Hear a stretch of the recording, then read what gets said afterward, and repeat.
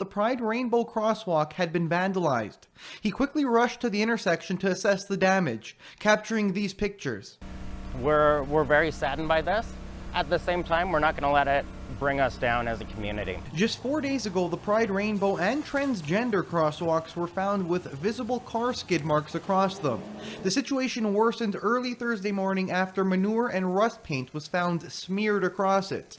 Hargreaves calls this another direct attack on the LGBTQ community. Yes, it was targeted, but this is the work of either an individual or individuals. This does not reflect Lethbridge as a community. We have a very proud community. We're going to continue to be proud, and we're going to celebrate that. Police found the can of black paint about 100 feet from the crosswalk. Constable Ryan Darroch won't confirm whether this is being investigated as a hate crime, saying it's still early in the investigation. We treat every single one of these as a mischief to property, and us as the police, we investigate them as we would any situation like this. The scene of the damaged crosswalks in plain view of the public, leaving some sickened. I mean, when I heard that somebody did this, like, I had seen people talking about doing burnouts on the crosswalk and stuff like that, but I didn't think anybody would go like this far. Well, it's pretty pathetic, actually. The city says it expects that most or all of these additional painting costs can be covered within the funding provided by Pride Fest.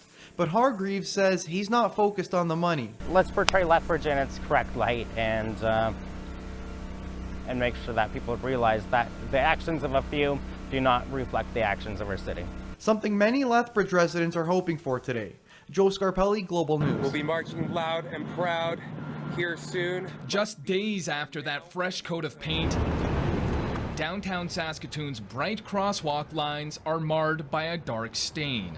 A disappointing discovery for Saskatoon Pride. It's sad for the community that things like that are still happening. Tire tracks clearly left by a vehicle surfaced on social media Tuesday in what Pride officials consider an intentional act. It's very deliberate, and it's quite a long, blackout mark. So somebody, raced through the street and, slammed on the brakes, or however it is that you create blackout marks. The two walkways along 23rd Street downtown are a partnership between the city and Pride to celebrate Pride Month and the upcoming 25th Saskatoon Pride Festival. If it is an act, some sort of a statement, then that is a real disappointment. Charlie Clark will be the first mayor in Saskatoon history to assume the role of Pride Parade Grand Marshal. He says many people have fought in the past to create a more inclusive city. Our diversity is something that makes us stronger. We cannot stand by and allow homophobia, discrimination, racism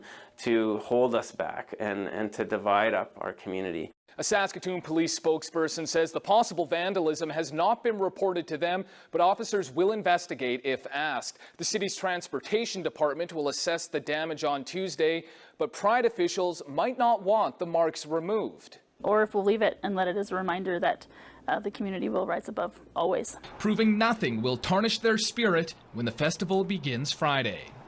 Ryan Kessler, Global News. The new Rainbow Crosswalk in Whitehorse has been vandalized. An eyewitness says a pickup truck drove over it twice yesterday, deliberately spinning his tires to create skid marks. Whitehorse Mayor Dan Curtis called it an act of prejudice and ignorance. He says the city will clean it up.